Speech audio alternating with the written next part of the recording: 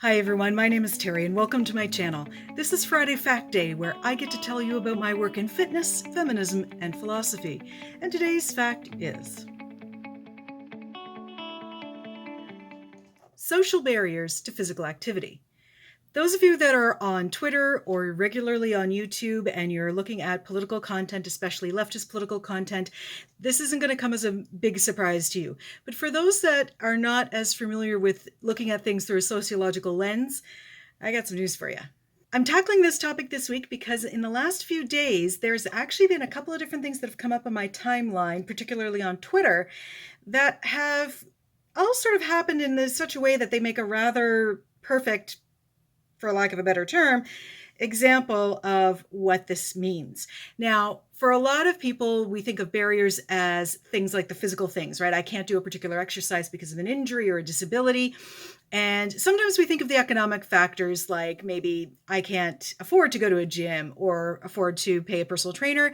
And then, of course, there's the geographical factors, like I don't live anywhere near a gym or a personal trainer. We're all pretty accustomed to looking at the barriers to fitness when it comes to the physical side of things. As a fitness instructor and a personal trainer, that's where most of my training is. There's 1,000,001 options for every exercise ever invented. So that we love doing that stuff. That's our favorite thing. Now, just a quick caveat here. I'm using the term physical activity because I really believe all of these things apply across the board pretty much to any kind of activity, whether that means going to do exercise for exercise's sake in a fitness class or a gym, if that means participating in a particular sport, if that means recreation programs at your local community center, all of those sorts of things that involve other people and some kind of organized aspect. You can still do physical activity, of course, that's self-directed. I'm not talking about that. I'm talking about the community-based stuff here. For those of you who aren't on Twitter or following leftist sort of news sources, a few days ago there was an incident in Los Angeles at a spa called We Spa. And what happened was a trans woman was in the women's change room, as she should be, and some non-trans people, some cisgendered people, were complaining about her presence there and saying that she's not a real woman and that she shouldn't have been in there. Now, before I go any further, anybody who's come onto this channel to argue that those protesters were right, you're not getting any satisfaction from me. Trans women are women. They belong in the women's change room. End of. Around the same time that was blowing up all over Twitter, I also saw a post from a Canadian organization that is about supporting girls and women in sport. And it really got my hackles up. I don't show my anger about these issues here on my channel or on Twitter very much, but this really, really upset me because it was very blamey. And I won't say who the organization was because I've already dealt with them, and this is not about shaming them. This is about getting to the point of the context and the content. I know I'm being really vague, but like I said, this is not a call-out channel, and I've already dealt with this organization, and I also don't want to give any more airtime to the transphobes in Los Angeles, so vague's going to have to do ya. So here's where the social context comes in. When somebody is in a marginalized position in society, being female, being trans, being a person of color, being disabled, etc., etc., accessing public spaces is not the easy peasy thing that a lot of us seem to think it is. And that can vary in different types of spaces and different types of marginalization. And the more intersecting marginalizations you have, and I've talked about intersectionality, so I'll put a link to that video down below. The more intersecting marginal identity factors you have, the harder it is to access these spaces safely. For trans people, this is really a scary time right now, especially in any place that involves changing clothing. So again, fitness facilities, pools, sports changing rooms, even clothing, trying on clothing in changing rooms and stores. As soon as somebody figures out that the quote unquote wrong person is in the quote unquote wrong changing room for their gender or their sex, this can get very ugly very fast. And that's exactly what happened in Los Angeles earlier this week. So there may very well be policies in place that say, oh yes, girls can join this particular type of sport, or trans women are welcome, or whatever. We're open to people with disabilities. Okay, fine. That's your policy. But what are you doing? That's where it gets really telling. You know, there may be an elevator, but if that elevator is broken down, your clients that are in wheelchairs aren't going to be able to access your fitness center. And I've seen that happen in a few places. All of those sorts of points of access are an issue. And for those of us who may not have some of those intersections, it's really hard to understand why it's a problem.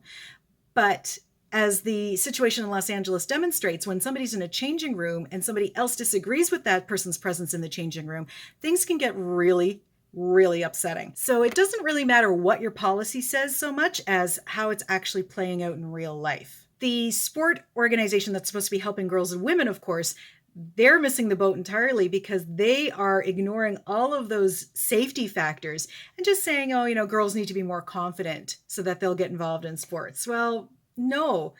If there's danger, confidence isn't going to fix that. If there's danger, if there's barriers, if there's social ostracization for not being feminine enough, and watch 5 minutes of coverage in the Olympics about how women athletes are treated, you'll see that. There's no amount of self-confidence is going to fix that. I know this is an overused term, but that is textbook gaslighting. We're not just animated bodies that walk through the door and do a workout. We're people who are coming in with all of those aspects of our lives. And right now, for trans people in particular, that means that there's a lot of potential danger. The upside with fitness as compared to community recreation and sport activities is that at least you can do them independently and you can do things in the comfort of your own home. You can access online fitness instruction, and I caution you to make sure that the instructor teaching the workout is actually credentialed. Find out where they are, where they got their fitness instructor certification, and you've got a pretty decent chance at that point that they're going to do a safe and effective workout. Now, that's not ideal. Ideal would be everybody gets to participate in activities in society that they want to participate in.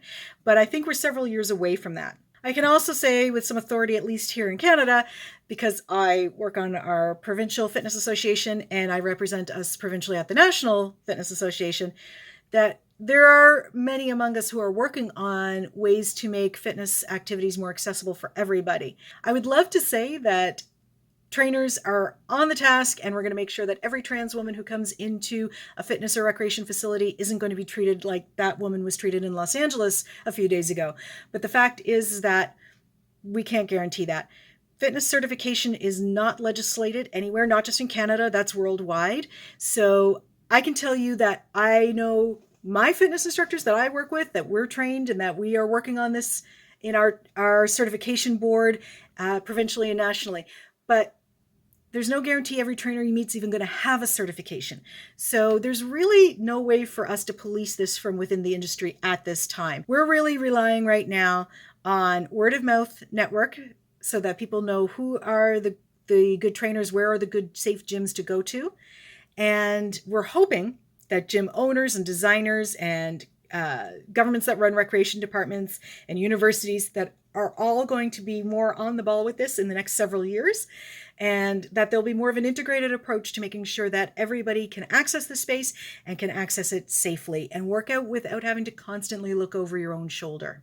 So there you have it, folks. I wish I had a better update, but I really wanted to press the idea that the social barriers to physical activity are just as important, in fact, maybe for some people even more important than the economic and the geographical barriers and the physical barriers that we talk about all the time. We need to consider our fitness spaces, our physical activity spaces are about inviting the whole person, not just a body, not just a animated meat puppet that comes in, does some bicep curls, some hamstring curls, and goes home. That's not what working out is about. That's not what exercise education is about. We're here to teach the whole person. And when that person walks in with a marginalized identity that maybe puts them in harm's way from other people, that's part of our job as fitness instructors to make sure that those people have a safe place to work out. Thanks for listening, everybody. I know this one went on kind of long and it's not my usual Happy Friday Fact Day stuff, but I just felt there was so many bits and pieces around this issue that I needed to pull together that it was okay to go a bit longer on this one.